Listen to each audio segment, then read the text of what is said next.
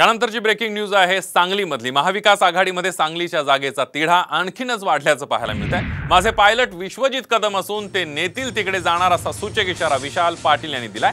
शिवाय संजय राऊत आणि विश्वजित कदम यांच्यातील संघर्षामुळे हा वाद आता काँग्रेसच्या दिल्ली हायकमांडकडे पोहोचलेला आहे। महाविकास आघाडीला बळ देण्यासाठी काँग्रेस सांगलीच्या जागेवर पाणी सोडणार की स्थानिक नेत्यांची नाराजी टाळण्यासाठी मैत्रीपूर्ण लढतीसाठी तयारी करणार हे बघावं लागणार आहे। बघूया त्या संदर्भातला एक स्पेशल रिपोर्ट। सांगलीमध्ये महाविकास आघाडीच्या उमेदवारीचा वाद पेटला। संजय राऊत विश्वजित कदम आमने सामने। उमेदवारीचा वाद काँग्रेस हायकमांडच्या दरबारी।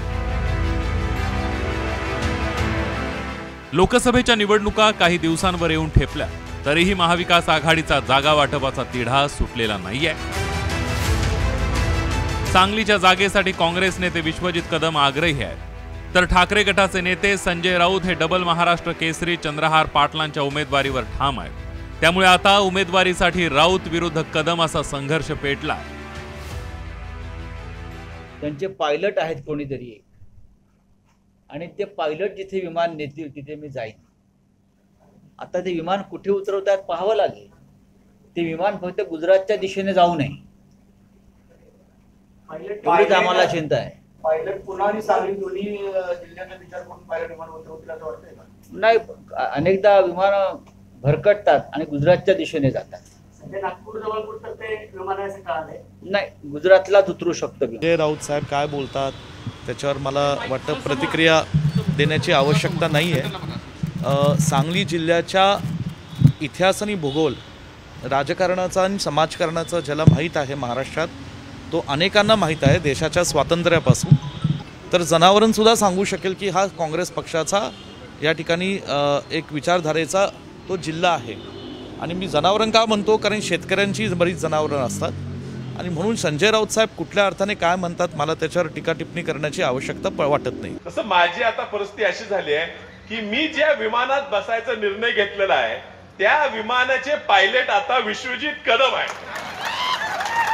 त्या विश्वजित कदमांना सुद्धा विश्वजित पायलट म्हणायला हरकत नाही आणि ते जे जिथं विमान न्यायचं ठरवतील तिथं त्यांच्यावर जायचं आम्ही ठरवलेलं आहे। दुसरीकडे काँग्रेसचा सांगलीचा गड राखायचा, लढायचं आणि जिंकायचं असं आवाहन काँग्रेसच्या विशाल पाटील यांनी पत्राद्वारे कार्यकर्त्यांना केलंय। विशाल पाटलांनी कार्यकर्त्यांना काय पत्र लिहिलंय एक नजर टाकूया। या आधीच्या काळात तुम्ही सर्वजण पक्षाच्या आणि माझ्या पाठीमागे खंबीरपणे आहात, याबद्दल मी तुम्हा सर्वांचा अत्यंत आभारी आहे। तुमची खंबीर साथ अशीच राहो।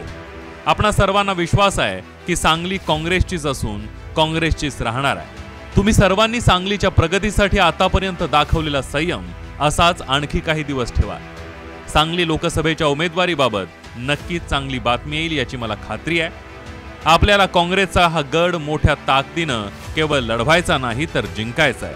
आपण लढू आणि जिंकू। आपलाच विशाल प्रकाश बापू पाटील।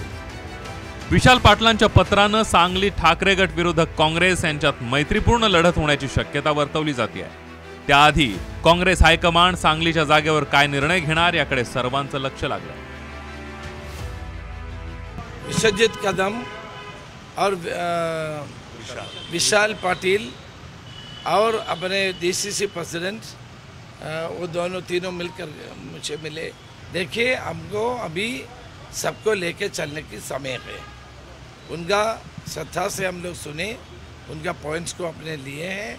हम इसके ऊपर विचार करेंगे और महाविकास आघाड़ी को स्ट्रेंथन करने का रास्ता हम निकालेंगे। हा जागेचा तिढा साधारणपणे लवकर सुटायला हवा।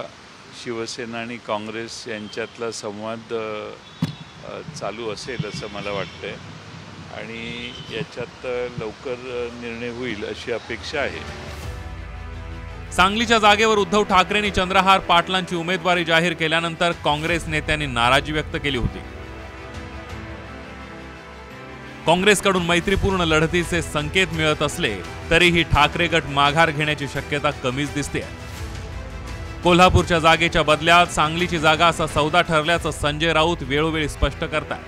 म्हणूनच उद्धव ठाकरेंनी स्वतः कोल्हापूर गाठून शाहू महाराजांना जाहीर पाठिंबा दिला होता।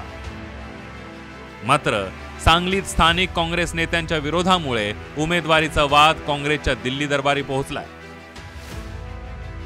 दरम्यान सांगलीच्या तिढ्यावरून भाजप आमदार नितेश राणे यांनी ठाकरेंवर गंभीर आरोप केलाय। चंद्रहार पाटलांची उमेदवारी मागे घेण्यासाठी मातोश्रीवरून 100 कोटींची मागणी केल्याचं राणेंनी म्हटलंय।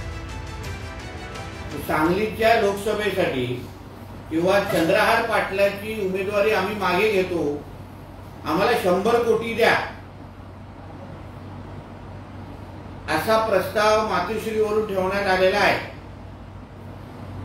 आणि त्या प्रस्तावावर दबाव टाकण्यासाठी, त्या प्रस्तावासाठी दबाव टाकण्यासाठी, काँग्रेसला झुकवण्यासाठी आज संजय राजाराम राऊतचा दौरा सांगलीमध्ये चालू आहे। नागपुरात काँग्रेस नेत्यांच्या बैठकीतून काहीच तोडगा न निघाल्यानं हा वाद दिल्ली दरबारी पोहोचलाय। आता काँग्रेस हायकमांडच्या निर्णयानंतर विशाल पाटील काय भूमिका जाहीर करणार याकडे सर्वांचं लक्ष लागलंय। ब्युरो रिपोर्ट, साम टीव्ही न्यूज, सांगली।